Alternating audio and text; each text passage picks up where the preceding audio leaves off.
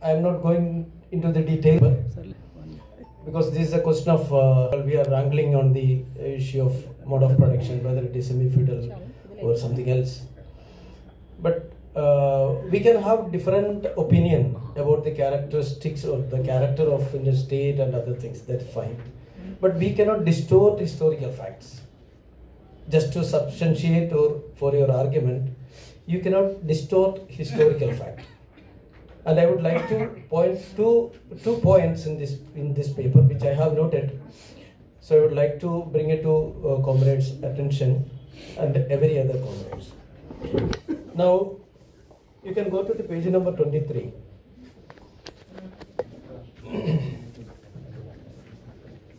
That first paragraph, starting paragraph.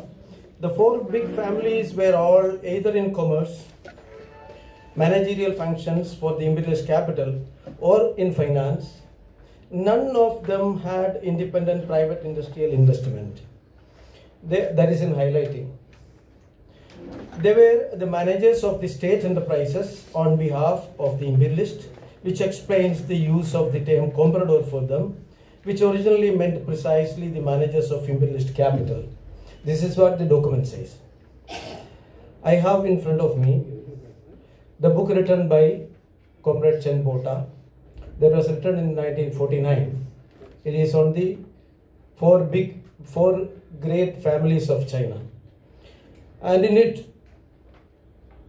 its page number 12 and 13, actually this is a book written by Bota, but it's not available here. This is translated by CAA again. So we are getting from them the document. So it's an 83-page small booklet. You see, in that they have provided a chart because these four families, they were having at least four big banks. There is big banks of the China was controlled by these four big families. Comrade has named those families. It is here in the previous page, that is Chiang, Sung, Kung and Chen. So they were having number of factories because Chiang Kai-shek himself comes from a salt business family. Their family has got business on salt factory and that.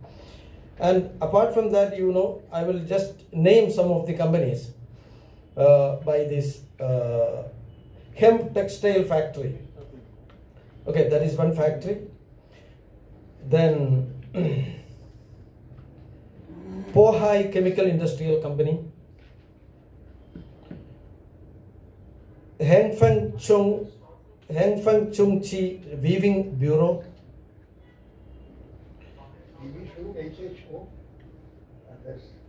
yeah, then Nanking Chinese Products Company, Nanking Power Plant, Chechun Power Plant, Huihian Coal Mines, Huican Railways. These all are some of the companies owned by these four families. So you cannot simply say that this highlighting, none of them had independent private industrial enterprises, is absolutely historically wrong. And you should not distort such kind of facts. That is one thing. Second is that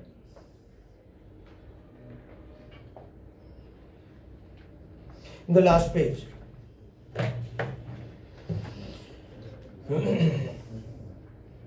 this document quote Horkheimer, Marx Horkheimer, as Horkheimer family famously said, whoever is not willing to talk about capitalism should also keep quiet about fascism. This was a debating point in the morning also, whether there can be feudal fascist or not.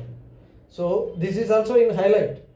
Whoever is not willing to talk about capitalism should also keep quiet about fascism. But we cannot answer Horkheimer, but at least we must know, because Horkheimer is already died, he is no more. So we must correct ourselves. You see, the same book says, the four families have represented Chinese fascism and have followed the same course taken by the fascists of other countries. But there is one difference between the fascists of the semi-colonial, semi-feudal China and the fascists of the capitalist countries. The principal source of wealth of the Chinese fascists lie in the robbery of the farmers, and thus their main economic policies are concerned with preserving the feudal and colonial state of the agricultural society and with acting as comprador of foreign capitalists. Thus, the Chinese fascism is feudalistic and comprador in nature, and the method used by the Chinese fascists in acquisition of wealth have their own special characteristics. This is what Chenpota says. So my only advice is this, that we cannot simply use some terminology mechanically. We have to understand terminologies in dialectical manner, because it has got historical connotations and it is to reflect some reality. Chenpota is using that word to reflect his own reality, because the reality is known to the average people and the masses are knowing it, and how to politically reflect it. So they are using terminologies. So fascism has got no such meaning that it's solely connected with capitalism. That is what we have to understand. That's the only thing. Thank you. Let us see. If there are any other questions. Okay, in the meanwhile, Comrade JP will start answering this. I'll ask. No, nobody is there. Let him answer all the questions. Comrade Vimal has a question. Do you want to? Whatever it is. I know you will answer also, but I feel that it's my duty to push. Yeah, no, I am not saying. Take this one. I am saying. Comrade. Okay. See, you are saying that. Please answer. Telugu. Which one is this one? Yeah.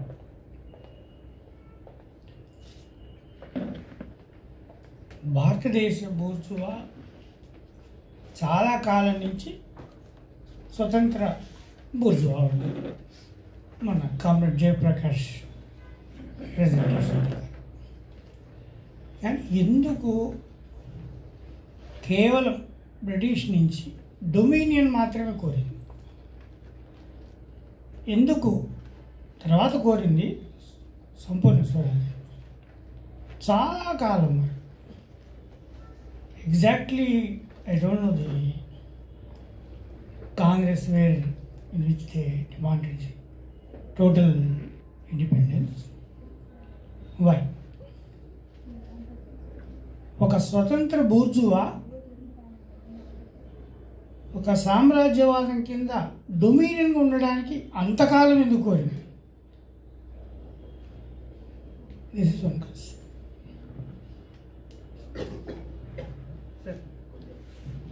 That's all. Okay. There are many questions. Okay. I have a lot of. I cannot agree with you. Of course, that's your right, comrade. So, Of course. Second, Thiago, Comrade Jay Prakash of the New Socialist Practice has done very fine in refuting the characterization of the Indian state as semi-colony and society as semi-feudal, and refuting the concept of comprador, bourgeois, etc. That's all okay and nice. But I don't know what prevents you from characterizing the Indian state as an imperialism. It is an imperialist state structure.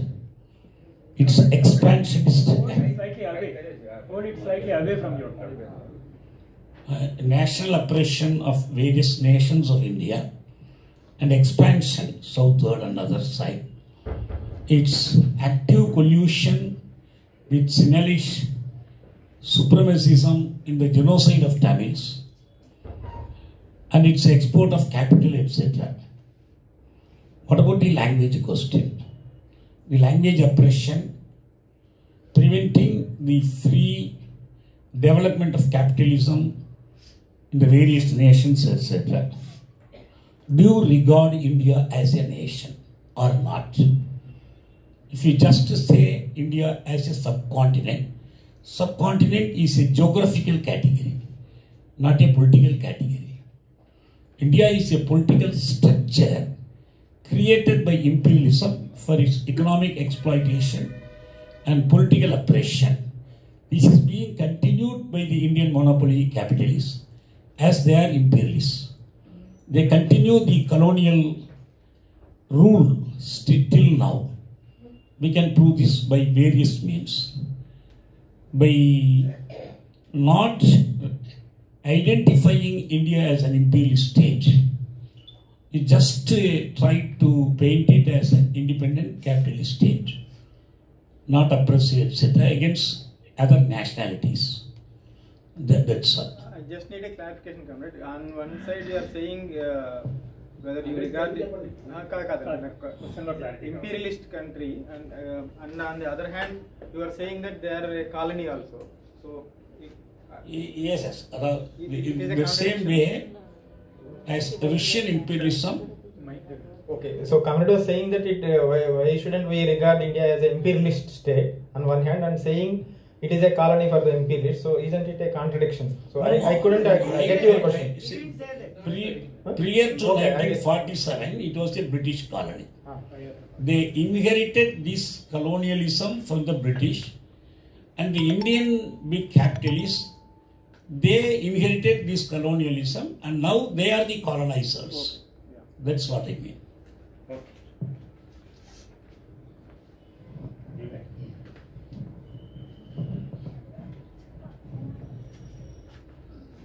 During First World War, that is మొదటి ప్రపంచ యుద్ధం సామ్రాజ్యవాద కూటముల మధ్యన ఐరోపా ఖండంలో మొదలైంది. అందులో British వాళ్ళు ఒక ముఠాకి నాయకత్వం వహిస్తూ వచ్చారు. ఇక్కడి నుంచి భారతదేశం నుంచి 13 లక్షల మంది సైనికుల్ని ఆ యుద్ధానికి పంపించారు. ఆ పంపించడంలో స్వయంగా గాంధీ గారు గ్రామాలు తిరిగి సైన్యంలో చేరండి, వారు మన సేవలకి మెచ్చి మనకి ఇంకా ఎక్కువ స్వేచ్ఛలు అవి ఇచ్చే అవకాశం ఉంది అనేటటువంటి ప్రచారం చేశారు. ఆయన ఆత్మకథ చదవండి, ఏదో చదవమట్ల గాంధీ గారి ఆత్మకథ చదవండి. ఆ ప్రచారపు సందర్భంలో అవిశ్రాంతంగా పనిచేసిన కారణంగా రక్త విరోచనాలు బట్టి చావుకు దగ్గర అయినారని కూడా రాసుకున్నారు గాంధీ గారు. అంటే అంత సామ్రాజ్యవాదుల యొక్క సేవలో నాయకత్వం ఉన్నది అని దాని అర్థం. అది అట్లా అది సరే ఒక క్రమంలో అట్లా ఉన్నమాట నిజమే. ఆ తర్వాత మళ్ళీ ఇంకేదో కాస్త రెండో ప్రపంచ యుద్ధం మధ్యలో ఏదో కాస్త అవకాశం చూసుకుని స్వతంత్రం పొందడానికి ప్రయత్నం చేశారు. ఇవన్నీ అనేది కూడా చెప్పారు. అది కూడా ఆలోచిద్దాం.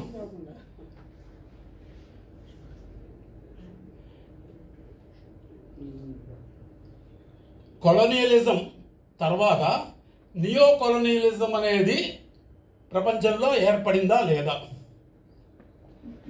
నియో కొలోనియల్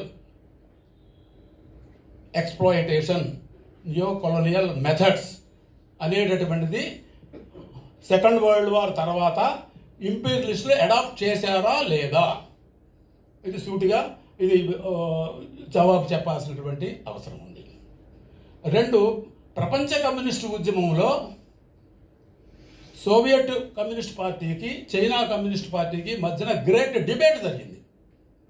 ఆ గ్రేట్ డిబేట్లో చాలా మౌలికమైనటువంటి విషయాలు కొన్ని ఉన్నాయి. అందులో ఈ నయావలస అనేటటువంటి నయావలస విధానము, నయావలస దోపిడీ అనేటువంటిది కూడా ఒక ముఖ్యమైనటువంటిది. అసలు ఆ గ్రేట్ డిబేట్ని మీరు ఎట్లా చూస్తున్నారు? ఎట్లా ఆ గ్రేట్ డిబేట్ అనేటటువంటిది continuation of entire communist movement, international communist మూమెంట్లో భాగంగా చూస్తున్నారా? దాని పరిస్థితి ఏంటి అసలు? అది వేస్ట్ ఆఫ్ టైమా ఏం జరిగింది ఆ గ్రేట్ డిబేట్? ఇవి మరి అట్లాగే ఇంత అదేదో మరి ఏదో చాలా స్వతంత్రం పెట్టుబడిదారులు అంటారు. రోజు మోడీ విదేశాలకు వెళ్తాడు, పెట్టుబడులు పంపించండి. చంద్రబాబు విదేశాలకు వెళ్తాడు, పెట్టుబడి పంపించండి. నేను జగన్ కంటే ఎక్కువ పెట్టుబడులు తెచ్చాను అని అంటాడు. ఒక రోజు ఒక పూట కాదు, ఒక నెల కాదు, రోజు మాట్లాడుతూనే ఉంటారు. అంటే వీళ్ళ ఇక్కడ ఏంటి? ఇక్కడ స్వతంత్ర పెట్టుబడి ఏంటి? ఇండస్ట్రియల్ గ్రోత్ అంటే అగ్రికల్చరల్ గ్రోత్ గురించి మాట్లాడారు. ఇండస్ట్రియల్ గ్రోత్ గురించి కూడా మాట్లాడాలి. ఇండస్ట్రియల్ గ్రోత్ జీడిపిలో ఇండస్ట్రియల్ గ్రోత్ ఎంత ఎంత ఎంత పెద్ద ఎత్తున పెరిగింది. ఏం జరుగుతోంది? సర్వీస్ సెక్టార్ పెరిగింది. సర్వీస్ సెక్టార్ అంటే ఏమిటి? సామ్రాజ్యవాద కంపెనీలు, బహుళజాతి కంపెనీలు మన మేధో శ్రామికులు వీళ్ళ శ్రమని వాళ్ళు కొడగొట్టుకుపోవడం సర్వీస్ సెక్టార్లో మేజర్గా జరుగుతున్న విషయం అది. ఒకప్పుడు ఇక్కడ నుంచి కూలీలను పంపించేవాళ్ళు, శ్రీలంక, వెస్టిండీస్కి కూలీలు పంపించేవాళ్ళు, ఎన్నో దేశాలకు పంపించారు కూలీలు. ఇప్పుడు మేధో శ్రామికులను ఇక్కడే కూర్చొని కూడా మేధో శ్రామికులను దోపిడీ చేయొచ్చు, అమెరికా వెళ్ళి దోపిడీ చేయొచ్చు, ఎక్కడ కూడా దోపిడీ చేయొచ్చు. కాబట్టి ఇవాళ ఈ సర్వీస్ సెక్టార్ అనేటటువంటి ఇంపీరియలిస్ట్ ఇంట్రెస్ట్ కోసం, ఇంపీరియలిస్ట్ ప్లండర్ కోసం సర్వీస్ సెక్టార్ మేజర్గా పనిచేస్తుంది. కనుక ఇక్కడ ఇంపీరియలిస్ట్ ఎక్స్ప్లాయిటేషన్ అనేటటువంటిది చాలా ఎక్కువ సాగుతూ ఉంది. వీళ్ళు స్వతంత్రంగా వెళ్ళారు. చంద్రబాబు నాయుడు 1997-98లో ఆంధ్రప్రదేశ్ చీఫ్ మినిస్టర్ అని పిలిపించుకోవటం కంటే వరల్డ్ బ్యాంకు CEO అని పిలిపించుకోవడానికి నేను ఎక్కువ ఆసక్తి చూపిస్తాను అని చెప్పాడు.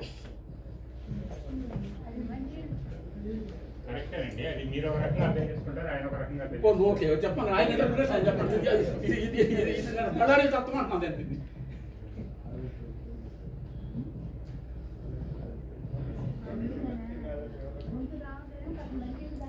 మన ఏ దేశం యొక్క విప్లవ దశను, విప్లవ కార్యక్రమాన్ని రూపొందించుకునేందుకైనా ఆ దేశంలో ఎవరు మన శత్రువులు, ఎవరు మన మిత్రులు, లేదా ఈ రాజ్యం యొక్క వర్గ స్వభావం ఏమిటి, ఇది ప్రాతిపదిక అవుతుంది.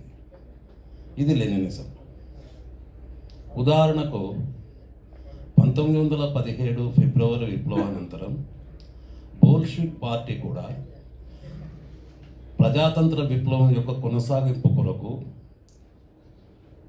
వివిధ రూపాల్లో ఏర్పడినటువంటి తాత్కాలిక ప్రభుత్వ విధానాల పట్ల క్రిటికల్గా ఉంటూనే ప్రజాతంత్ర విప్లవ కార్యక్రమాన్ని బలపరిచింది.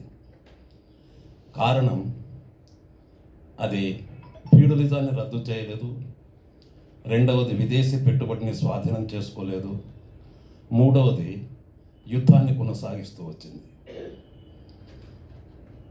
ఇలాంటి పరిస్థితుల్లో లెనిన్ మనం సోషలిస్ట్ విప్లవ కార్యక్రమాన్ని చేపట్టాలని అన్నాడు. అది ఏ విధంగా సరైందనే ప్రశ్న బోల్షివిక్ పార్టీలో బయలుదేరినప్పుడు లెనిన్ చెప్పినటువంటి సమాధానం ఒకటే ఒకటి: విప్లవం యొక్క ప్రధాన సమస్య రాజ్యాధికార సమస్య. 17 ఫిబ్రవరి విప్లవం ద్వారా జార్ రాచరికం, ఫ్యూడల్ వర్గ అధికారం కూలద్రోయబడి పెట్టుబడిదారీ వర్గం యొక్క అధికారం ఏర్పడింది. ఇప్పుడు శ్రామిక వర్గం అధికారంలోకి రావాలి అంటే పెట్టుబడిదారీ వర్గాన్ని కూలగొట్టాలి. కాబట్టి పెట్టుబడిదారీ వ్యతిరేక సోషలిస్ట్ విప్లవ కార్యక్రమాన్ని చేపట్టాలి. ఇది ఆయన జవాబు. మిగిలిన కర్తవ్యాలు, బూర్జువా ప్రజాతంత్ర విప్లవ కర్తవ్యాలు ఏమైనా ఉండినట్లయితే వాటిని సోషలిస్ట్ విప్లవ కార్యక్రమంలో భాగంగా మనం పరిపూర్తి చేయాలి. అయితే అలాంటి పనిని చేయాలంటే కూడా మనకు రాజ్యాధికారం అవసరం. కాబట్టి మనం సోషలిస్ట్ విప్లవ కార్యక్రమాన్ని చేపట్టాలని ఆయన చెప్పినాడు. మనం ఈ ప్రాతిపదిక పైన కూడా రాజ్యం యొక్క వర్గ స్వభావాన్ని గుర్తించేందుకు కొరకు ఆ రాజ్య విధానాలు, దాని యొక్క పరిణామాలు ఏంటి అనేటువంటి వివిధ రంగాల్లో, వ్యవసాయ, పారిశ్రామిక, సేవా రంగాల్లో ఆ పరిణామాన్ని పరిశీలించవచ్చు. తద్వారా మనం ఒక సరైన నిర్ధారణకు రాగలుగుతాం. అది ఒక శాస్త్రీయమైన పద్ధతి. దాన్ని వదిలిపెట్టేసి ఎందుకు ఉత్పత్తి సంబంధాలు,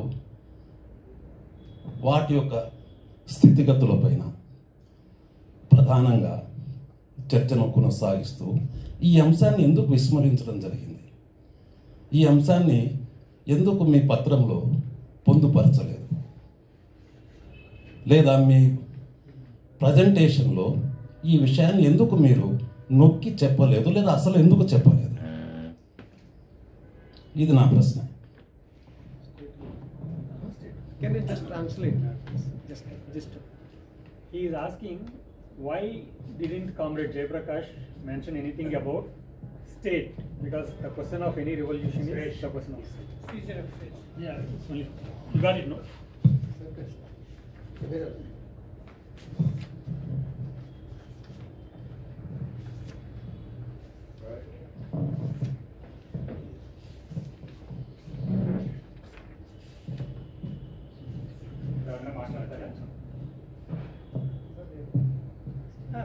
I'll ask one more.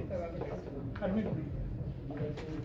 There are so many questions that I Telangana సాయుధ పోరాటం భూస్వాములకు వ్యతిరేకంగా జరిగిందా 1948-51 లేదా పెట్టుబడిదారులకు వ్యతిరేకంగా జరిగిందా? What is the nature of great Telangana people's arm struggle? Was it aimed against landlordism or against the capitalists? Because in your paper, I have not read it because I just got it.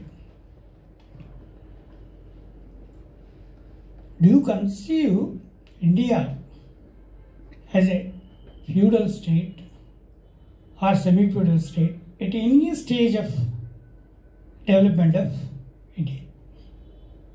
Because I don't know that, my question follows.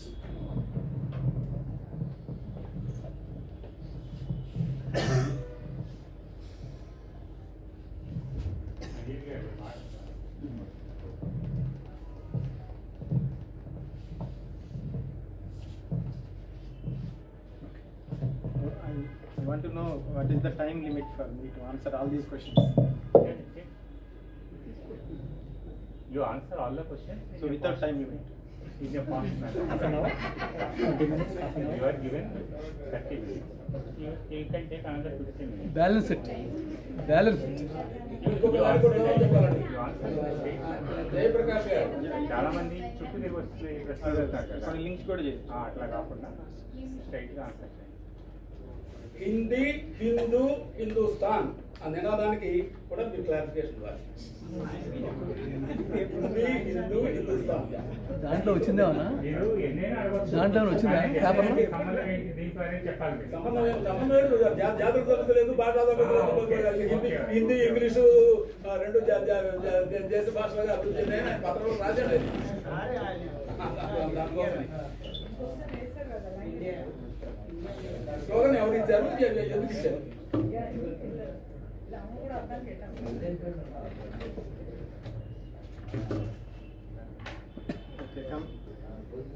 Okay, comrades. So, whichever questions that came in English, I will answer them in English only. The rest of questions that came in Telugu, I will answer them in Telugu. And as Comrade Upendra anticipated, the session, these two days sessions are polemical, which is a Marxist communist tradition. So we welcome that.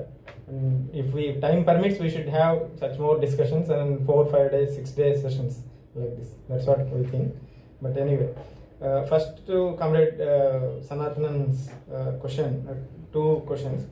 So there is absolutely no distortion of historical facts, Comrade, because first the theory aspect. So you said that you mentioned the document, Chenpota document. So regarding the 4 banks and all, so even in this paper it is there, and even while explaining, I told during my presentation also. So as Comrade Murali said, state capitalism means, so imperialism needs much infrastructure, banking, everything. So the capitalist class, which is closely allied and tied with the imperialistic class and their interest, so they are there. Even the paper said that. So paper never. So the main question here is, the crux of the question is independent. So we never said there is an industrial class, independent industrial class. Independent in the sense, not in the political sense, in the economic sense that the private capital originated and developed and they had their own industries, and that was not the comprador. So even in the national bourgeoisie, as I said in the morning, there are two strata in the national bourgeoisie, which are in some cases we can definitely say there is a independent private capital developing into industrial capital, that is there. But all four big families which we are discussing in the morning, they were closely allied with imperialist interests, and they were running China in the interest of the imperialists. So that is there in the document. So may I interfere? I don't know. I am leaving it to. Do you have any clarification to the No question? clarification. Yes, Actually, the sentence is not like that. What he explained. Comrade's sentence is not correct because it is very specific. Yeah, the way Comrade explains the point which I was raising, here there is a problem because the document clearly says that they don't have independent capitalist enterprises in China. They don't have, that is the point, because none of them had independent private industrial investments. So there is no confusion over it. But the document is trying to emphasize that they were managers, they were commercial agents or managerial functionals and imperialist agents or something like that. Other than that, there is no private capital investment from the part of these four families. That is the document says. But actually, I have shown that there are various industries, and almost all industries are under this family. So how can you, because there is a contradiction in the document and the fact. So you just acknowledge that way. Yeah. So exactly, there is no contradiction, Comrade. That's what we are saying. Commercial and financial. Banks comes into financial sector. You are referring to banking. No. Of course, you refer textile and all. No. I am saying, Comrade. So first point, you mentioned four banks. Banks are in the financial sector. So that we already said that commercial and financial big bourgeoisie can be comprador. So that part is over. You said that textile and so many examples you gave, and we clearly said independent private capital investment. It was not independent. It was tied to imperialist interests. So how can you say that is independent private capital? That's the whole logic in the document. That's what I said in the presentation. That's why I said in the presentation also, the term independent is crucial here. So I don't know if we are going to spend on. I am ready. I don't know. Because I think I understood in this way. Maybe not. So there are so many questions. What you are saying is there is no independent. Do you mean to say that in China there was no independent capitalist? No, I didn't say that. Then So let me explain. No. You didn't. No, let me explain. You didn't say. No. Okay. I didn't say. I said that the big bourgeoisie was commercial and financial, and they are into state monopoly capitalism. Yeah, of course. But even in the presentation itself, I said that there is a national bourgeoisie, which is even in the national bourgeoisie there are two strata, left and right, and in that there is obviously private. I said. So this is my answer, and I want to because it is such an important discussion. Mao, we have so many ratings on the character of comprador, character of Chinese capital. But to quote Wang Yan, the basic principles of Chinese communism 1940, we all regard him and the book. So he says, on the possibility of development of national bourgeoisie within an industrial base due to inter-imperialist contradictions. He was saying about this, now quote starts, during the last imperialist war, when the pressure on China's industrial capital eased slightly, it made considerable progress in a number of sectors in light industry. However, as soon as the war ended, the pressure intensified again and the weak industrial base of the previously developed sectors again shrank, Wang Yan. And again on the possibility of development of industrial capital in a colony, semi-colony due to inter-imperialist contradictions. So your comrades were mentioning Tata and all. So it is a possibility, even it is linked to China. Up to 1911, there were only 8 banks it is in China. After World War I until 1925, there were 141 banks from 1901 to 1925.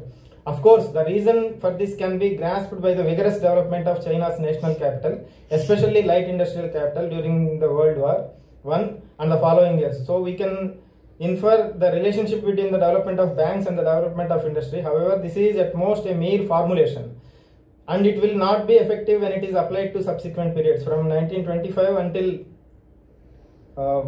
until the beginning of the July 7th anti-Japanese war, China's industry was in a difficult period.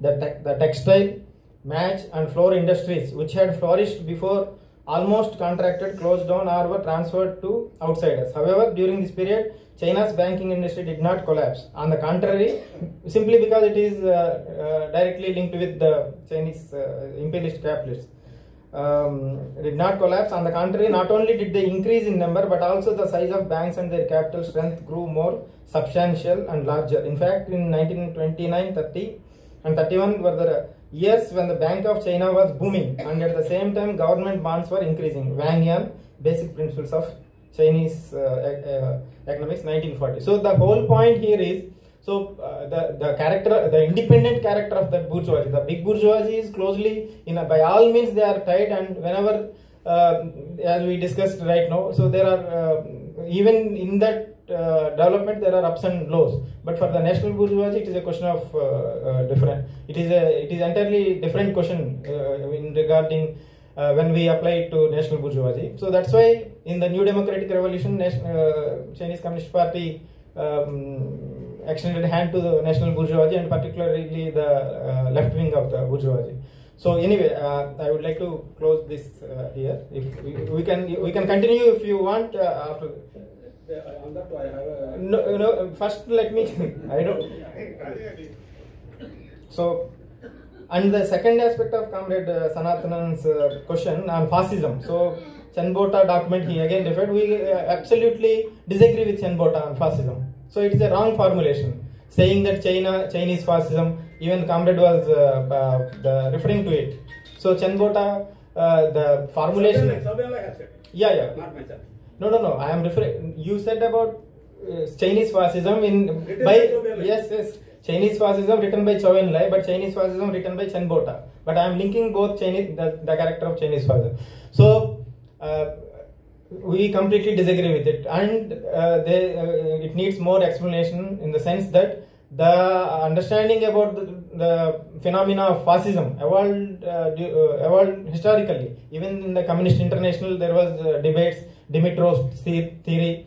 As Comrade mentioned, we recently had a 5-day seminar in Hyderabad on fascism, and we discussed how Dimitrov's own formulation of United Front, they went back on that, and Popular Front, how they went back and how they corrected in 1936 and 37. So there is a lot of debate on it. Even not only Horkheimer, even Gramsci said that.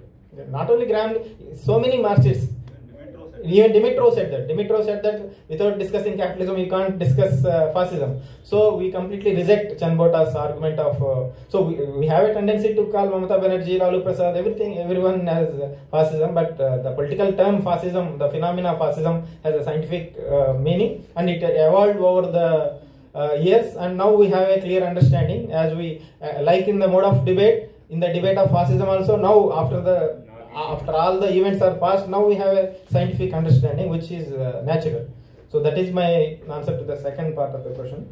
Now coming to Vimal garu Telugulone adigaru kabatti, Vimal garu adigindi Bharata bourgeois vargam స్వతంత్ర bourgeois కాదన్నారు. So total independence దాన్ని చాలా లేట్గా ఎందుకు ఇచ్చారు అనేది చాలా కాలంగా ఎందుకు ఇచ్చారు దాని గురించి మనం పొద్దున మాట్లాడుకున్నాం. సో ఏ స్థాయిలో అయితే బ్రిటిష్ మొఘల్ నుంచి పెట్టుబడిదారు విధానం డెవలప్మెంట్ స్టార్ట్ అయింది. కాలోనియల్ పీరియడ్ రావడంతో సహజమైన పెట్టుబడిదారి విధానానికి అభివృద్ధి ఆటంకం జరిగింది. ప్రధానంగా కొన్ని చోట్ల మార్క్స్ చెప్పినట్టు దానికి డ్యూయల్ క్యారెక్టర్ ఉంది. బ్రిటిష్ కొలోనియల్ ఇంటర్వెన్షన్ ఇండియాకి డ్యూయల్ క్యారెక్టర్ ఉంది. సో ప్రోగ్రెసివ్ కూడా జరిగింది. సో అట్లా జరుగుతూ వచ్చిన తర్వాత బ్రిటిష్ వాళ్ళతో పోటీ పడాలంటే ఎట్లా పోటీ పడతారు? ఎట్లా పోటీ పడడం కోసమే కాంగ్రెస్ పెట్టుకున్నారని మనందరికీ తెలిసిన విషయమే. కాబట్టి అసలు కాంగ్రెస్ ఎవరి సంస్థ? అసలు స్వాతంత్ర పోరాటం దళారులు అయితే ఎవరి కోసం చేశారు? అసలు దళారీ వర్గం అయితే స్వాతంత్ర పోరాటం కాంగ్రెస్ నేతృత్వంలో ఎవరి కోసం చేశారు? అయితే ఎందుకు లేట్గా జరిగిందంటే, ఏ స్థాయిలో అయితే వాళ్ళ ఎకనామిక్ స్ట్రెంగ్త్ పెరిగిందో, ఏ స్థాయిలో అయితే అది పొలిటికల్ ఆర్గనైజేషన్లో రిఫ్లెక్ట్ అయిందో, మాసెస్ని ఆర్గనైజ్ చేయడంలో. కాంగ్రెస్ గాంధీ తర్వాతే కదా ఆ రకంగా ఆర్గనైజ్ చేయటం ముందు. సో వాళ్ళ ఏ మేరకైతే బ్రిటిష్ ఇంపీరియలిజం వీకెన్ అయిందో, ఏ మేరకు బ్రిటిష్ ఇంపీరియలిజం వీకెన్ అయిందో, ఏ మేరకు భారత బూర్జువా వర్గం ఆర్థికంగా వాళ్ళు బలపడ్డారో, ఏ మేరకు వాళ్ళకి రాజకీయ పలుకుబడి ప్రజల్లో పెరిగిందో, ప్రజల కారణాలు, క్యాపిటలిస్టులు కాకుండా ప్రజల కారణాలు, వీటన్నిటి వలన ఒక స్టేజ్లో ఉన్న డిమాండ్స్ కంటే తర్వాత స్టేజ్లో ఇచ్చారు. ఆ తర్వాత సంపూర్ణ స్వాతంత్రం డిమాండ్ ఇచ్చారు. అందులో చాలా క్లియర్ అనేక దేశాల్లో ఇలానే జరిగింది. కాబట్టి ఇక్కడ పెట్టుబడిదారులు మొదట్లో దాన్ని వాడుకున్నారు, ఆ తర్వాత కూడా వాడుకున్నారు. ఆ తర్వాత మనందరికీ తెలిసినట్టే స్వాతంత్రోద్యమాన్ని అడ్డం పెట్టి చాలా తీసుకొచ్చారు. సో ఇక్కడే రిలేటెడ్గా మన దీప్ కుమార్ గారు అడిగిన ఒక ప్రశ్న కూడా దీనికి లింక్ కాబట్టి ఇక్కడే చెప్పాలనుకుంటున్నాను. దీప్ కుమార్ గారు అన్నది గాంధీనే చెప్పాడు స్వాతంత్ర మొదటి ప్రపంచ యుద్ధానికి ఇక్కడి నుంచి సైనికులు పంపించారు, ఆ రకంగా సామ్రాజ్యవాదుల సేవలో గాంధీ ఉన్నాడని. మరి అదే గాంధీ ఉప్పు సత్యాగ్రహం ఎందుకు చేశాడు? అదే గాంధీ విదేశీ వస్తువుల్ని బహిష్కరించండి అని ఎందుకు పిలిపించాడు? బ్రిటిష్ వాళ్ళ పట్ల ఎవరు ఇక్కడ కొనొద్దు అని సామ్రాజ్యవాద ఏజెంట్ అయిన గాంధీ బ్రిటిష్ వాళ్ళే కొనొద్దని ఎందుకు చెప్పాడు? ఉప్పు సత్యాగ్రహం ఎందుకు చేశాడు? బ్రిటిష్ పెట్టుబడిదారులకు వ్యతిరేకంగా ఎందుకు చేశారు? కాబట్టి దానికి చాలా క్లియర్గా అక్కడ భారత పెట్టుబడిదారు వర్గం దాని ప్రయోజనాల కోసం ఎలా చేస్తుంది అనేది ఉంది. కొన్ని సందర్భాలు ముందు పంపించారు వాళ్ళ అవసరం కోసం, అందుకని గాంధీ కూడా బలవంతంగా చేశారు. సో దాన్ని ఐటీ కూలీలకి లింక్ చేశారు. వస్తే నేను అది ఆ పార్ట్ వరకు ఇప్పుడే మాట్లాడతాను. సో ఐటీ వాళ్ళు ఎవరు కూడా బలవంతంగా ఎవరిని తీసుకెళ్ళట్లేదు. ఐటీ వాళ్ళు మాకు చాలా ఎక్కువ జీతాలు వస్తున్నాయి, విదేశాలకు వెళ్తున్నాం అని చెప్పి ఆ రోజు ప్రపంచ యుద్ధానికి బలవంతంగా పంపించిన దానికి ఈ రోజు IT software engineers America Europe వెళ్తున్న దానికి ఎటువంటి పోలిక లేదు. వాళ్ళు ఎందుకు నన్ను మీరు అరే నన్ను మీరు మన పద్ధతి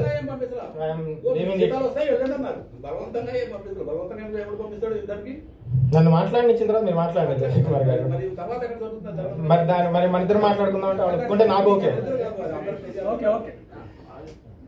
సో కాబట్టి ఆ రెండింటిని పోలిక పెట్టడం అనేది మనం పొద్దునే మాట్లాడుకున్నట్టు మనం ఉన్న అభిప్రాయాల నుంచి ఎట్లా చూస్తున్నాం. నేను అదే ప్రశ్న అంటే చాలా తక్కువగా చీప్ లేబర్ ఎక్కడ వస్తే పెట్టుబడి తీసుకుంటుంది, అందుకనే యాక్చువల్గా వాళ్ళు దోపిడీనే చూస్తున్నాం. కానీ అమెరికాలో కార్మిక వర్గం దాని మీద అసంతృప్తితో ఉంది కాబట్టి ట్రంప్ ఏం చెప్తున్నాడు?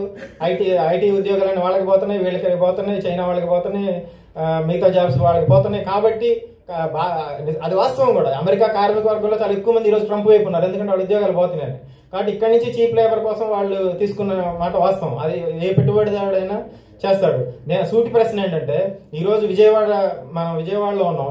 విజయవాడలో నార్త్ ఈస్ట్ వాళ్ళని, బీహార్ వాళ్ళని, బెంగాల్ వాళ్ళని ఎందుకు పెట్టుకుంటున్నారండి కూలీలుగా?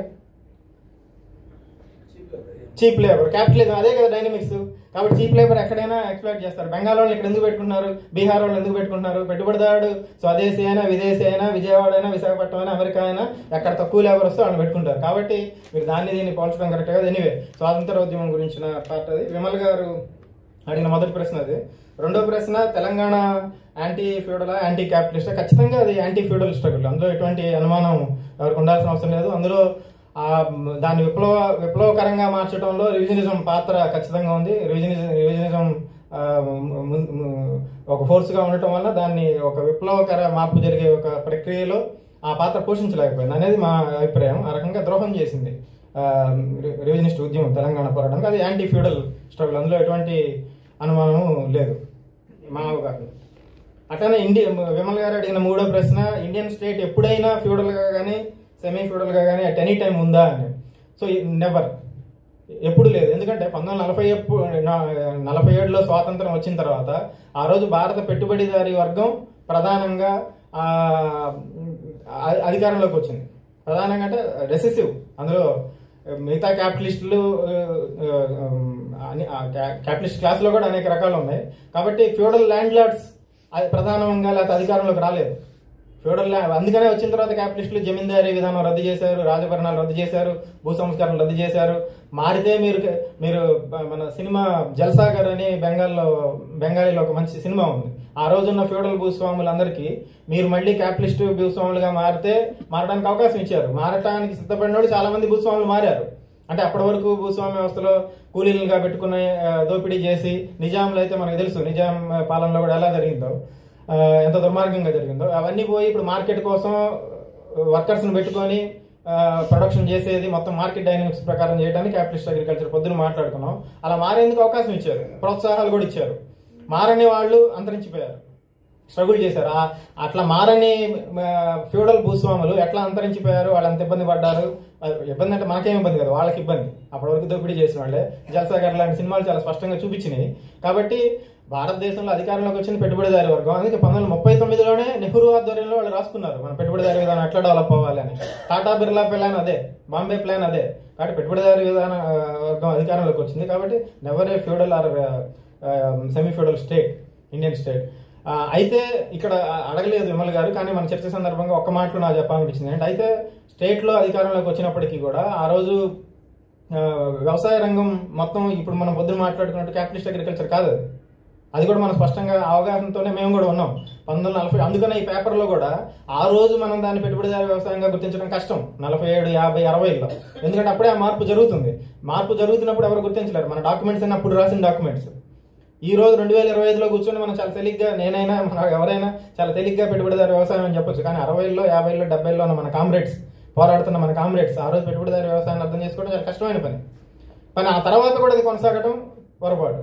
ఆ తర్వాత కూడా మనం దానికే కట్టుబడి ఉంటాం, దానికోసమే చూడటం పొరపాటు. కానీ ఆ రోజు ఆ ట్రాన్స్ఫర్మేషన్ అనేది గ్రాడ్యువల్గా, పొద్దున కామ్రేడ్ ఎవరో చెప్పారు, రష్యాలో లెనిన్ అంటాడు, రష్యాలో పెట్టుబడిదారి వ్యవసాయం అనేది అనివార్యంగా వచ్చి తీరుద్ది. 2 రకాలుగా వస్తుంది. వస్తే పైనుంచి ప్రష్యన్ పద్ధతి, ప్రష్యన్ మార్గం అని లెనిన్ అన్నది, లేదు కింద నుంచి from the below or from the above.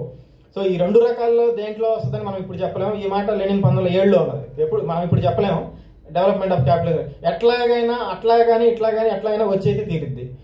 100 రూపాయల్లో వస్తుంది, 1000 రూపాయల్లో వస్తుంది. అంత లెనిన్ మాట. 1000 అనేది కూడా నాది కాదు, రావచ్చు, కానీ వచ్చి తీరిద్ది. అది లాజిక్. అది ప్రూవ్ చేశాడు లెనిన్ ఎట్లా అనేది. కాబట్టి భారతదేశంలో క్రమంగా ఆ మార్పులు జరిగినాయి, వ్యవసాయంలో జరిగింది. స్టేట్ క్యాపిటలిస్ట్ అయినప్పటికీ కూడా కింద మారటానికి టైం పట్టింది. ఆ జమీందారీ రద్దు వీటన్నిటి అదే డాక్యుమెంట్లో కూడా ఎక్స్ప్లెయిన్ చేసాం. ఇది విమల్ గారు అడిగిన ప్రశ్నలు. తియాగు గారు అడిగిన దానికి why is India not an imperialist country? So yes comrade, it is not an imperialist country, but we think as an NSP, so Indian ruling class has imperialist ambitions. So it want to expand its political hegemony and economic strength and military might. It want to expand. So we can see in the recent developments also, it has ambitions like any other capitalist class to become an imperialist. Now China clearly, we all know, became imperialist and leading the war between the imperialist blocks. So India has imperialist ambitions, but it is not imperialist because again, how we determine a country imperialist, that is the fundamental question. As Marxist, what is the criteria? Is it a subjective criteria? If one country goes to war with another, so simply can we say imperialist? What is imperialism? So as we all know, Lenin clearly mentioned 4-5 characteristics of imperialism and an imperialist state also. So to say one primary observation, so the incoming FDI and outgoing FDI. So if the outgoing FDI is much more than incoming FDI, it's a general popularized version of it. So and not only that, if they don't have military might and they don't have political influence, they can't survive. So I mean, they can't grow as imperialists. So they have imperialist ambitions. We don't know, sooner or later it may definitely become an imperialist country. But as of now, our understanding is Indian ruling class is a junior partner to the world imperialism as a whole. So that is our understanding. So coming to your next question on national question. So as I explained in the morning, so the genocide and so Indian state supporting the genocide of Tamils in Sri Lanka, or oppressing the liberation movements in Tamil Nadu, all these tendencies are there. In so many capitalist countries, such tendencies are there. But citing those conditions and examples, we can't simply say it's an imperialist country. And coming to language question, so there are 4-5 parts of your question. So language question, Comrade Dev Kumar also asked. So language So language question we have to deal it separately. So language linguistic oppression would be there without national oppression. So I am not saying this. Lenin said there is a book on national question. Our comrades, our friends and comrades had a very lengthy debate on national question. So there is a book on it. So Lenin himself said linguistic oppression could be there without national oppression. So even that is a big debate. Even the unified language is the need of the whole capitalist class, even including Tamil capitalist class also need one common language for their market. In any capitalist country, they try to have a common language for their market. That doesn't mean they don't support other languages. As working class, we should definitely fight for it. But we can separate. We can distinguish between national question and linguistic question. It could be separately. We could definitely separately see them. So that is our. Hindi, Hindu, Hindustan. ఆగండి. మీరు జాతుల సమస్య గురించి మాట్లాడారు. నాకు general knowledge quiz పెట్టడంగా మాట్లాడింది. So Hindi తెలుగులో చెప్తాను. హిందీ రుద్దట అదేనండి నేను చెప్తున్నాను. హిందీని బలవంతంగా రుద్దటము అనేది ఖచ్చితంగా అది తప్పు. దాన్ని ఖచ్చితంగా అది లింగ్విస్టిక్ అప్రెషనే. భాషల మీద జరుగుతున్న అణిచివేత, భాషల మీద అణిచివేత ఉన్నంత మాత్రాన జాతుల మీద అణిచివేత ఉండదు అని నేనే చెప్పాడు. సో ఎందుకు ఉండదు అంటే క్యాపిటలిస్ట్ క్లాస్ తాను డెవలప్ అయ్యే క్రమంలో భాగంగా ఒక కామన్ లాంగ్వేజ్ కావాలని కోరుకుంటది అన్ని. ఎందుకంటే క్యాపిటలిస్టులు 10 భాషల్లో చేయాలని అనుకోరు. వాళ్ళకి హోమ్ మార్కెట్ కోసం అట్లనే రకరకాల కారణాలు తెచ్చారు. సో క్యాపిటలిస్ట్ డెవలప్మెంట్ లో వాళ్ళు కోరుకోవడం అనే కాకుండా క్యాపిటలిస్ట్ డెవలప్మెంట్ లో భాగంగా ఈరోజు బీహార్ నుంచి వర్కర్స్ వెళ్ళి కేరళ నేర్చుకుంటున్నారు, కేరళ భాష నేర్చుకుంటున్నారు, తమిళ భాష నేర్చుకుంటున్నారు. బీహార్ నుంచి వర్కర్స్ వెళ్ళి పంజాబీ భాష నేర్చుకుంటున్నారు, అక్కడికి వెళ్ళి నేర్చుకుంటున్నారు. సో క్యాపిటలిస్ట్ డెవలప్మెంట్ లో భాగంగా భాషలు అంతరించిపోవడం, కొన్ని భాషలే మిగలటం, కొన్ని భాషల్ని వాళ్ళు ఎంకరేజ్ చేయడం అనేది క్యాపిటలిస్ట్ డెవలప్మెంట్ లో భాగంగా జరిగింది. దాని అప్రెషన్ ని ఖచ్చితంగా మనం వ్యతిరేకిస్తాం. కానీ అది అప్రెషన్ ఉంది కాబట్టి జాతుల సమస్య ఉంది అని మీరు దికుమార్ గారు చాలా పెద్దవాళ్ళు. జాతుల సమస్య ఉంది అని ఎప్పుడు అంటాము అంటే స్టాలిన్ ఇచ్చిన డెఫినేషన్. దాన్ని ఈ రోజు కూడా ఆ తర్వాత Lenin praised Stalin particularly on this question, Stalin's scientific explanation of national question. So Stalin ఏం చెప్పాడు, ఎప్పుడైనా జాతీయ అణిచివేత ఉందని ఎప్పుడు మనం అంటామంటే ఆ జాతిలో ఉన్న పెట్టుబడిదారులతో సహా అందరూ దోపిడీకి గురైతేనే జాతి అణిచివేయబడింది అని అంటాం. పెట్టుబడిదారులకి మనకేం సంబంధం, వాళ్ళు ఎందుకు అణిచివేయబడి ఉండాలి? స్టాలిన్ ఎందుకు ఈ మాట అన్నాడంటే జాతి పెట్టుబడిదారులు కూడా అణిచివేయబడుతున్నారంటే అక్కడ మొత్తం ఆ జాతి మొత్తం అణిచివేతకు గురవుతుంది. ఆ మాత్రం డెమోక్రటిక్ స్పేస్ కూడా లేనప్పుడు క్లియర్ గా అదొక సైన్. ఆ రోజు ప్రజలందరినీ కదిలించేది జాతి అణిచివేత కదిలిస్తుంది తప్ప క్లాస్ కాంట్రడిక్షన్ అనేది ముందుకు రాదు. క్యాపిటలిస్టులు కూడా అణిచివేతలు ఉన్నప్పుడు, కాబట్టి అది పరిష్కారం అవ్వకుండా క్లాస్ కాంట్రడిక్షన్ అనేది ముందుకు రాదు. కాబట్టి ఈ కారణాలన్నిటి వలన జాతి అణిచివేత ఉంది అని ఎప్పుడు మనం అంటామంటే అక్కడ ఉన్న పెట్టుబడిదారి వర్గం కూడా అణిచివేతకు గురవుతున్నప్పుడు. ఈ రోజు తమిళనాడు పెట్టుబడిదారి వర్గం కానీ, ఆంధ్ర పెట్టుబడిదారి వర్గం కానీ, ఏ పెట్టుబడిదారి వర్గం కానీ అక్కడ దోపిడీకి గురవట్లేదు, అందరూ కలిసి దోపిడీ చేస్తున్నారు. ఇందాక జాతి రాజ్యం అని కూడా మీరే అడిగారు. సో ఇది అనేక జాతులు, నాకు గుర్తులేదు మీరు అడిగారో ఇంకెవరు అడిగారో, అనేక జాతుల పెట్టుబడిదారులతో కూడిన పెట్టుబడిదారీ రాజ్యం, మల్టీనేషనల్ క్యాపిటలిస్ట్ క్లాస్. సో ఒక జాతి లేదు, ఎందుకంటే ఇన్ని జాతులు ఉన్నప్పుడు. సో వాళ్ళకి అసలు అది ముఖ్యమైన విషయం కూడా కాదు. ఈరోజు దేశాలే దాటి వెళ్ళిపోతున్నారు వాళ్ళు ఎటు. కాబట్టి స్టాలిన్ డెఫినేషన్ ఇది. దాని ప్రకారం మనం వెళ్దామా, అసలు స్టాలిన్ తప్పుందామా అనేది మనం వేరుగా మాట్లాడుకోవచ్చు. కాబట్టి దానిలో భాగంగానే దీన్ని చూడాలి అనేది. So Comrade Tayagu was asking, is it a nation? So sorry, I just answered. So it's a multinational capitalist state, not belong to one particular nation. So in the colonial period, we explained this in the document also in detail. In the colonial period, Marwadi and Gujarati national capitalists were a dominant force, but subsequently Telugu, Tamil, particularly Bengal, Punjabi, all other capitalists of all other regions joined, and post-independent era, even the agrarian bourgeoisie joined from even North Indian states. So it's a multinational capitalist state. That's what our understanding is. And Divkumar గారి ప్రశ్నల గురించి వస్తే, మొదటి ప్రపంచ యుద్ధం గురించి మనం మాట్లాడుకున్నాం. నియో కాలనీస్ ఉన్నాయా లేదా? ఖచ్చితంగా ఉన్నాయండి. ఖచ్చితంగా లెనిన్ చాలా క్లియర్గా ఎక్స్ప్లెయిన్ చేశారు నియో కాలనీస్ ఎలా ఉంటాయని. చాలా ఖచ్చితంగా నియో కాలనీ థీరీ తప్పని మేము చెప్పడం లేదు. ఇండియా నియో కాలనీ కాదు అన్నాం.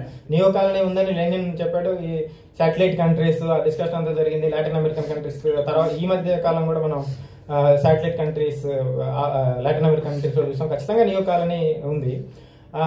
ఇండియా నియో కాలనీ కాదంటానికి కారణం ఇండియన్ పెట్టుబడిదారు వర్గం ఇండిపెండెంట్ గా ఉందని. అది పొద్దునే మాట్లాడుకున్నాం కాబట్టి మీరు అడిగిన ప్రశ్నకి సూటి సమాధానం ఖచ్చితంగా ఉంటాయి. మీరు సూటిగా చెప్పమన్నారు, ఉంటాయా ఉండవని. ఖచ్చితంగా ఉన్నాయి. ఉన్నాయి. ఓకే. అట్లనే దివ్ కుమార్ గారు మీ దాని గురించి మీ నెక్స్ట్ క్వశ్చన్ చెప్తున్నాను. దివ్ కుమార్ గారు తర్వాత గ్రేట్ డిబేట్ గురించి అడిగారు. చైనాకి రష్యాకి మధ్య జరిగిన గ్రేట్ డిబేట్, చైనా కమ్యూనిస్ట్ పార్టీకి రష్యా కమ్యూనిస్ట్ పార్టీకి గ్రేట్ డిబేట్ జరిగింది. అది అసలు ఉందా, దాని మీద మీకు వైఖరి ఏంటి, అసలు దాన్ని పట్టించుకుంటున్నారా అని వ్యంగ్యం మాట్లాడారు. నాకు అర్థమని చెప్తున్నాను. కానీ ఖచ్చితంగా ఇక్కడ ప్రసాద్ గారు కూడా ఉన్నారు. వాస్తవానికి మేము చాలా మంది ఫ్రెండ్స్ గ్రేట్ డిబేట్ గురించి చాలా లోతుగా తెలుసుకోవాలని ప్రసాద్ గారిని మా అందరికి ఒక రోజు క్లాస్ చెప్పండి అని ఎప్పుడు అడిగి కూడా చాలా రోజులైంది, మళ్ళీ మేమే ఫాలోఅప్ చేయలేదు. సో గ్రేట్ డిబేట్ మీద, గ్రేట్ డిబేట్ అనేది ఒక revolutionary act on behalf of Chinese communist party. China communist party great debate ని ముందుకు తీసుకెళ్లటం, దానిలో పాల్గొనడం అనేది ఒక విప్లవాత్మకమైన చర్య అనేది మా ఉద్దేశం. అది ప్రపంచంలోని అనేక దేశాల్లో ఉన్న కమ్యూనిస్టులకి, విప్లవకారులకి ఒక రివిజనిజానికి, మార్క్సిజానికి మధ్య ఒక క్లియర్ డిఫరెన్స్ ని చూపించడానికి ఆ డిబేట్ ఉపయోగపడింది. ఖచ్చితంగా ఆ డిబేట్ ని మనం చైనా పోషించిన పాత్రని అంగీకరించాలి, దాన్ని ఫాలో అవ్వాలి. దాంట్లో మనం నేర్చుకోవాల్సి ఉన్నాయి. ఈ రోజు కూడా ముఖ్యంగా రివిజనిస్టులు నేర్చుకోవాల్సినవి చాలా ఉన్నాయి. కాబట్టి చాలా అమూల్యమైన డిబేట్, మనకి చాలా నేర్చుకోవాల్సింది ఉంది అనేది మా అభిప్రాయం గ్రేట్ డిబేట్ సంబంధించి. అట్లానే సర్వీస్ సెక్టార్ గురించి మాట్లాడారు. నేను అంటే మన టైం లేదు కాబట్టి వాస్తవానికి ఈరోజు అమెరికా జీడిపిలో సర్వీస్ సెక్టార్ ఎక్కువ. మార్క్స్ మాట్లాడారు. సో ఎప్పుడైతే క్యాపిటల్ అక్యూములేషన్ అవుద్దో ప్రతి క్యాపిటలిస్ట్ కంట్రీ ఇండస్ట్రీస్ లోనే పెట్టాలని లేదు. అందుకనే అమెరికా వాళ్ళు వెళ్ళి చైనాలో, వియత్నాంలో, బంగ్లాదేశ్ లో, ఇప్పుడు ఇండియాలో పెడుతున్నారు. సో అమెరికా జీడిపిలో ప్రధానమైన వాటా ఈరోజు సర్వీస్ రంగాన్ని దాదాపు 49, 50, 60 నాకు ఎగ్జాక్ట్ గుర్తులేదు, 60%. కాబట్టి మరి సెమీ ఫ్యూడల్ అందామా? అమెరికా జీడిపిలో సర్వీస్ రంగం 60% ఉంది కాబట్టి దాన్ని సెమీ ఫ్యూడల్ అందాం అనలేము. కాబట్టి ఆ సర్వీస్ రంగంలోకి పెట్టుబడి వెళ్ళటం అనేది ఆయా దేశాల యొక్క నిర్దిష్ట పరిస్థితులను బట్టి వాటి ఉంటుంది. అట్లానే ఇండియాలో కూడా దగ్గర ఇప్పుడు భారతదేశంలో పెట్టుబడిదారుడికి పెద్ద పెద్ద యంత్రాలు కాదండి, ఒక నట్టు బోల్ట్ ఉంది. ఇందులో పెట్టిన ఒక నట్టు బోల్ట్ ఉంది. ఈ బోల్ట్ చైనా నుంచి 10 రూపాయలకి వస్తుంది, ఇండియాలోనే ఫ్యాక్టరీ పెడితే 50 రూపాయలకి వస్తుంది అనుకో, లేదా 20 రూపాయలు, లేదు 18 రూపాయలకి వస్తుంది అనుకుందాం. ఇండియన్ క్యాపిటలిస్ట్ చైనా నుంచి బోల్ట్ తెచ్చుకుంటాడా, లేదు ఇక్కడ స్వదేశంలో బోల్ట్ తీసుకుంటాడా? అక్కడ వాళ్ళకి రా మెటీరియల్ అవన్నీ తక్కువగా దొరుకుతున్నప్పుడు నేనే ప్రొడ్యూస్ చేయాలి కాబట్టి ఎక్కడి నుంచో, ఉగాండా నుంచో, ఇంకెక్కడి నుంచో నేను రా మెటీరియల్ తెచ్చుకొని ఇక్కడే ప్రొడ్యూస్ చేయాలి. మన కోరికలండి అవన్నీ. ఇక్కడ పెట్టుబడిదారులు ఉండాలి, వీళ్ళే పెరగాలి, ఇవన్నీ మన తప్పుడు కోరికలు. సో పెట్టుబడిదారుడు ఎప్పుడు అట్లా ఆలోచించడు. సో ఆ బోల్ట్ కూడా ఇక్కడ నేను రా మెటీరియల్ తీసుకొచ్చి ఇక్కడ వర్కర్స్ని పెట్టుకుని జీతాలు ఇచ్చి నేను చేస్తే ఇది 15 రూపాయలు అవుద్ది, కానీ చైనా వాడు 10 రూపాయలకి తయారు చేస్తున్నాడు అన్నప్పుడు అసలు ఇక్కడ ఫ్యాక్టరీ ఎందుకు పెడతాడు? ఇక్కడ ఫ్యాక్టరీలు పెట్టట్లేదు కాబట్టి, ఇక్కడ భారతదేశంలో ఫ్యాక్టరీలు డెవలప్ అవ్వట్లేదు కాబట్టి ఇది క్యాపిటలిజం కాదనే వాళ్ళు కూడా ఉన్నారు. క్యాపిటలిస్టులకి, అదానికి ఆస్ట్రేలియాలో బొగ్గు గనిలో పెడితే లాభం వస్తుంది కూడా అక్కడే పెడతాడు. ఇక్కడ ఫ్యాక్టరీ పెట్టాలని మామూలుగా చెబుతాం ఆయనకి. సో వాళ్ళు ఏం పెట్టాలో అనుకున్నారు పెడుతున్నారు, ఎక్కడ పెట్టకూడదు అనుకుంటున్నారు పెట్టలేదు. అట్లా అమెరికా వాళ్ళు అమెరికా పెట్టుబడిదారులందరూ దేశద్రోహులు, ఎందుకంటే వాళ్ళందరూ పెట్టుబడులన్నీ చైనాలో పెడుతున్నారు అని అందామా? మరి పెట్టుబడిదారుడు ఎక్కడ అవసరమైతే అక్కడ పెట్టుకుంటాడు. కాబట్టి సర్వీస్ సెక్టార్ లో ఉండటం అనేది కాదు. రెండోది ఈ ముఖ్యంగా రెండో ప్రపంచ యుద్ధం తర్వాత, ముఖ్యంగా 1990 తర్వాత, 2000 తర్వాత గ్లోబల్ ప్రొడక్షన్ ఏదైతే జరుగుతుందో ఇప్పుడు అస్సలు సాధ్యం కాదు. ప్రపంచంలో ₹1 తక్కువ వచ్చినా ఎక్కడుంటే అక్కడికి వెళ్ళింది పెట్టుబడి, దేశం చూడదు. అట్లనే దేశాలు లేవని కాదు, పెట్టుబడిదారు విధానం ఉన్నంత వరకు దేశాలు ఉంటాయి, అది మా అవగాహన. ఇంకొంతమంది ఆర్గ్యుమెంట్ ఉంది కదా, దేశాలే లేవు, ఉండట్లేదు పెట్టుబడిదారు గ్లోబలైజేషన్ వచ్చిన తర్వాత. కానీ పెట్టుబడి ఒక చోట ఉండడానికి లేదు. మనమే చూస్తున్నాం కదా, కార్మికులను కూడా బయట నుంచి తెచ్చుకోవటం అంతా. కాబట్టి ఇది దానికి సంబంధించిన సమాధానం. బత్తినా గారు ఒకటి అడిగారు, స్టేట్ క్వశ్చన్ గురించి క్లియర్గా ఇక్కడ పేపర్లో ఉందండి. నాకు టైం సరిపోక నేను మాట్లాడాను. 5th పేజ్లో చాలా క్లియర్గా స్టేట్ క్వశ్చన్ గురించి రాసాము. మీరన్న మాటను కూడా కోట్ చేసాం. లెనిన్ చెప్పినట్టు స్టేట్ క్వశ్చన్ అనేది ఫండమెంటల్ క్వశ్చన్ అనే మాట కూడా కోట్ చేస్తూనే స్టేట్ గురించి క్లియర్గా ఉంది. ఇండియన్ స్టేట్ క్యాపిటలిస్ట్ స్టేట్, ఇది జూనియర్ పార్ట్నర్ టు ఇంపీరియలిజం. ఆ అవగాహన స్పష్టంగా ఉంది. టైం లేక నేను మాట్లాడేది, పేపర్లో పూర్తిగా అన్ని వివరాలు ఆయన ఉంటే అంటారు. నేను చెప్పాలనుకున్నారు.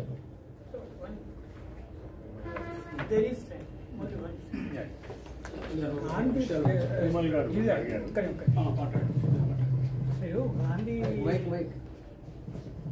సత్యాగ్రహం చేశారు, కొన్ని స్ట్రగుల్స్ చేశారు,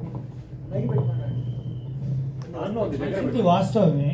కానీ దేనికోసం చేశారు? డొమినియన్ స్టేటస్ కోసం చాలా కాలం వరకు. కాబట్టి వాళ్ళు చేసిన స్ట్రగుల్స్ అన్నీ వాళ్ళు ఇండిపెండెన్స్ ఆఫ్ పొలిటికల్ ఇండిపెండెన్స్ కోసం చేసిన స్ట్రగుల్ కాదు అది. కాబట్టి ఆ statement I think it's not correct. తర్వాత ఇంకొక విషయం మర్చిపోతున్నానండి. కాంగ్రెస్ యొక్క డిమాండ్ చాలా వరకు పొలిటికల్ డొమినియన్ స్టేట్స్ కోసం, కానీ పీపుల్ కూడా స్ట్రగుల్స్ చేస్తున్నారు. పీపుల్ యొక్క విషయం అది మీ ఎక్స్ప్లెనేషన్ రాలేదు. మారడానికి కారణం దానికి స్ట్రెంగ్త్ పెరిగింది, పెద్దగా స్ట్రెంగ్త్ పెరిగినటువంటిది ఏమీ లేదు. కానీ పీపుల్ యొక్క స్ట్రగుల్స్ మూలంగా ఆ డిమాండ్ కాంగ్రెస్ ముందు చాలా బలంగా వచ్చింది. దాన్ని తీసుకోవాల్సిన పరిస్థితి నెట్టబడింది. దట్స్ వన్ ఫ్యాక్ట్ విచ్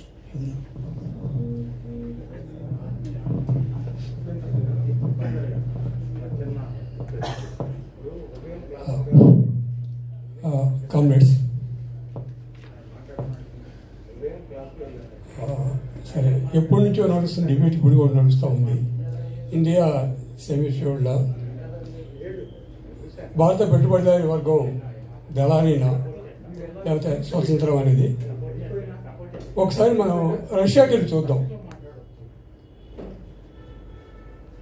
విప్లవ కాలంలో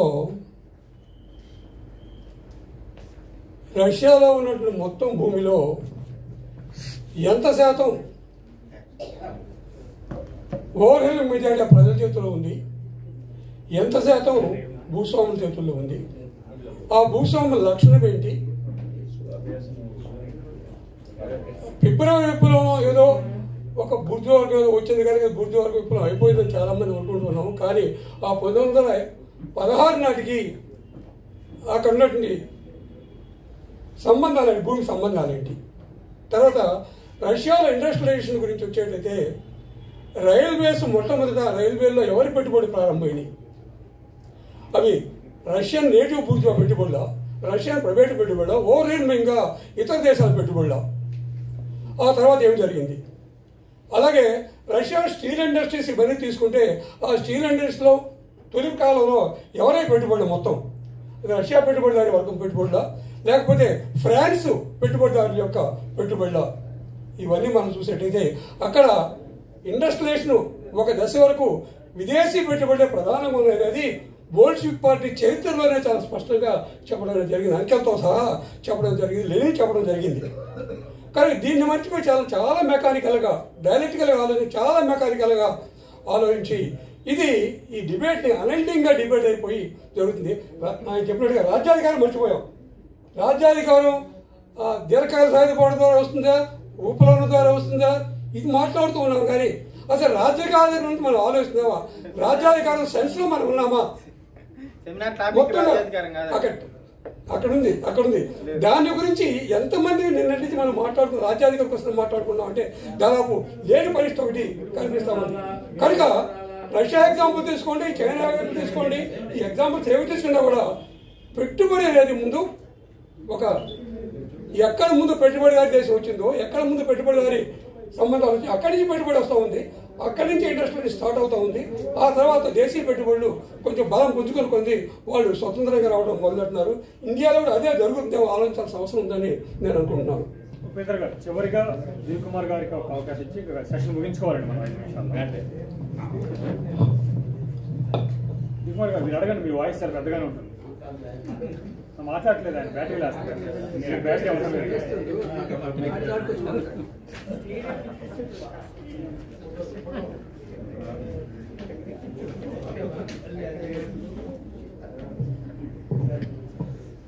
ఇందాక నేను లేవనెత్తిన ప్రశ్నలో హిందీ, హిందూ, హిందుస్థాన్ అనేది ఒక ఫ్యాసిస్ట్ స్లోగన్ లాగా వాళ్ళు తీసుకొచ్చారు. ఇది దాన్ని దృష్టిలో పెట్టుకుని మిగతా విషయాలు మాట్లాడుకుందాం. ఇంకా నేను దాని మీద ఎక్కువ మాట్లాడాను, ఎందుకంటే అది అనంతమైన చర్చ వద్దు కాబట్టి నేను ఆపేస్తున్నాను దాని గురించి. కామ్రేడ్ 2 విషయాలు చెప్పారు. ఒకటి ఏంటంటే లెఫ్ట్ క్యాపిటలిస్టు, రైట్ క్యాపిటలిస్టు అని ఒక వాడారు. అది ఎక్కడ మార్క్సియన్ టెర్మినాలజీలో ఎక్కడ ఉందో నాకైతే తెలియదు. అసలు అట్లా ఉంచుదాము. లెనిన్ భారతదేశపు పరిస్థితుల మీద రాస్తూ భారతదేశపు బూర్జువా వర్గం ఇప్పటికే 2 రకాలుగా చీలిపోయి ఉంది. ఒకటి సామ్రాజ్యవాద అనుకూలమైనటువంటి శక్తిగాను, రెండోది సామ్రాజ్యవాద వ్యతిరేకమైన శక్తిగాను అది రూపొందింది అని స్థూలంగా చెప్పాడు. స్టాలిన్ 1935లో అనుకుంటాను, లేదా 25లోనూ, 25 కూడా కావచ్చు, భారత బూర్జువా వర్గం గాంధీ నాయకత్వం స్పెసిఫిక్ గా చెప్పాడు. గాంధీ నాయకత్వాన సామ్రాజ్యవాదులకు తో రాజీ పడే లెనినే చెప్పాడు. ఒకటి రాజీ పడే బూర్జువా వర్గం అన్నాడు, ఇంకోటి వ్యతిరేకించే బూర్జువా వర్గం అన్నాడు. గాంధీ నాయకత్వాన రాజీ పడే బూర్జువా వర్గంగా రూపొందుతోంది అని స్టాలిన్ చెప్పాడు. ఇది ఒకటి. అందులోనే మూడవ అంశం 1928లో థర్డ్ ఇంటర్నేషనల్ యొక్క 6th సెషన్లో revolutions in colonies and semi colonies అది రిజల్యూషన్ లో అత్యంత స్పష్టంగా ఎక్కడ ఏ దేశాల్లో ఎట్లా ఉంటుంది. ఆఫ్రికా లాంటి దేశాల్లో అయితే బూర్జువా వర్గాన్ని పెరగనివ్వండి అన్నారు. ఆఫ్రికా దేశాల్లో బూర్జువా వర్గాన్ని పెరగనివ్వండి, తర్వాత డెవలప్మెంట్కి ఉపయోగపడుతుంది అనే కూడా అందులో ఆ డాక్యుమెంట్ లో ఉంటుంది. అత్యంత స్పష్టంగా ఇక్కడ భారతదేశంలో గాంధీ నాయకత్వాన సాగే ఈ స్వాతంత్రోద్యమం అది సామ్రాజ్యవాదులతో రాజీతో కుమ్ముకుతో సాగుతోంది అని ఆ డాక్యుమెంట్ లో ఉంది. 1928 నాటి 6th session of the third international. ఇది వీటిని పరిగణలోకి తీసుకుని మాట్లాడుకోవడం అవసరం అని నేను భావిస్తున్నాను. సరే, ఇంకొకటి చెప్తాను. ఆయన జాతుల సమస్య గురించి మాట్లాడుతూ స్టాలిన్ రాసిన నేషనల్ క్వశ్చన్ 1912లో రాశాడు స్టాలిన్ నేషనల్ క్వశ్చన్ అనేది. అయితే అది తర్వాత మళ్ళీ 1924లో లెనినిజం పునాదులు అనే పుస్తకంలో ఒక చాప్టర్ జాతుల సమస్య ఉంటుంది. on the question of nationalities in the foundations of Leninism by Stalin. In the era of imperialism, any national question is related with against imperialism. The question of nationality is one of the important factor is against imperialism. It was said by Comrade Stalin during 1924 in Foundations of Leninism. That's all.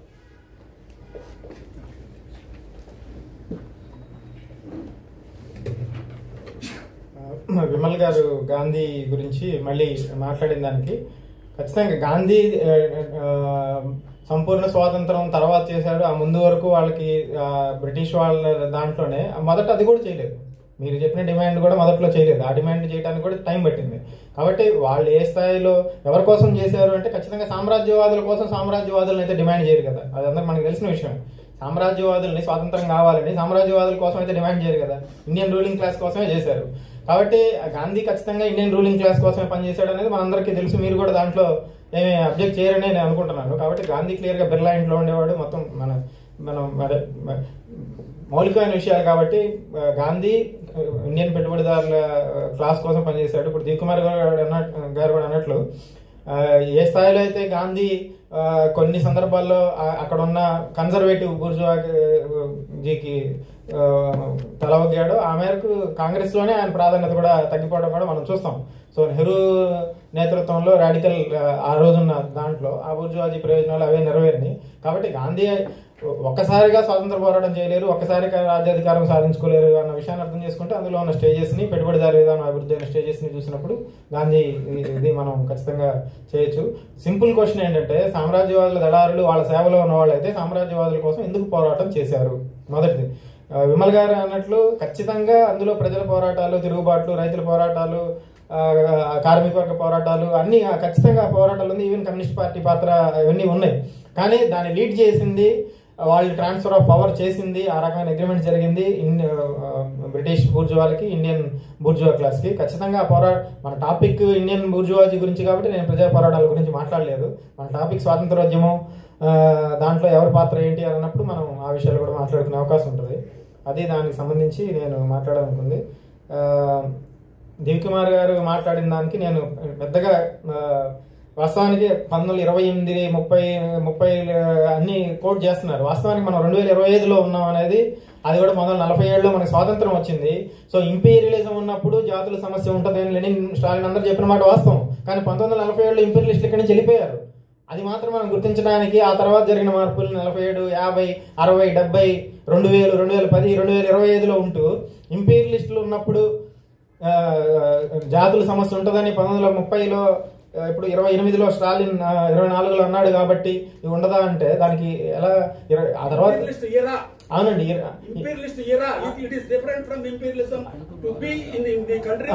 అవునండి imperialist ఎరాలో కూడా colonies, semi colonies గురించే మాట్లాడారు. సామ్రాజ్యవాద యుగంలో colonies, semi colonies గురించి మాట్లాడారు. కానీ ఇది ఈ రోజు ఇండియా కాలనీ కాదు, సెమీ కాలనీ కాదు, అదే కదా డిస్కషన్ అంతా. ఇండియాలో స్వాతంత్రం వచ్చింది అని అనుకుంటే ఇది క్యాపిటలిస్ట్ డెవలప్మెంట్ అనుకుంటే, ఇది సెమీ కాలనీ కాదనుకుంటే, సామ్రాజ్యవాదంలో ఉన్న యుగం మీరు పదే దివ్కుమార్ గారు సోషలిస్ట్ రెవల్యూషన్ అని ఎప్పుడొచ్చినా అంటే చాలా సందర్భాల్లో 1924, 28లో లెనిన్ కొలోనియల్ థీసిస్ లో మాట్లాడిందని మాట్లాడతారు. ఆ రోజు కాలనీగా ఉంది, ఈ రోజు లేదు. 47 తర్వాత మారింది ప్రపంచం.